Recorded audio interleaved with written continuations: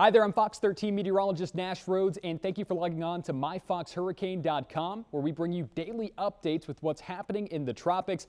I want to get you up to speed with Erin, which is still holding on to Category 1 hurricane status just off the east coast of the United States, but it is quickly accelerating away from our coastline and losing its tropical characteristics. It is still a hurricane at this point with winds of 90 miles per hour as of the latest update. Something I want to draw your attention to, though, is that forward movement. It's moving now at almost 30 miles per hour, which is awfully fast for a hurricane. And this is not going to be a hurricane much longer as it becomes post-tropical as early as the end of today and then continues on that track north and east into some cooler waters out there in the North Atlantic, where we will likely see this begin to fizzle out, but still be impactful even as a post-tropical system. This is Tuesday into Wednesday of next week. It's going to be doing a bit of a loop-de-loop, hanging out here closer to Europe, where it could play a role in the weather conditions out towards Iceland and the United Kingdom. Interesting stuff there, but as that pulls away, even for the next day or two, we'll be watching for heightened rip current risk.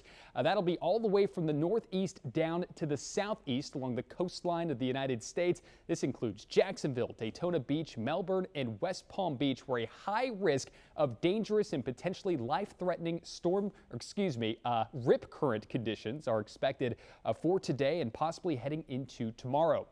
Now, Tropics Watch showing two other spots we're also keeping tabs on behind Erin as that pulls off to the north and east. Invest 90L and Invest 99L. 90L was designated yesterday, but we've been watching 99L crossing that main development region for quite some time. Each of these have had their odds of formation bumped up just a tiny bit over the past few days. 90L looks ripe to form within the next day or so. Its odds in the next 48 hours to develop into a tropical storm or potentially eventually a hurricane, up now to 80%.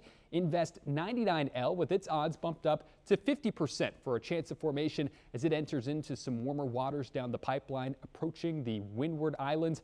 More on that one in just a moment. I want to start with 90L, not looking all that impressive on satellite imagery, but still some convection around the center of this developing system.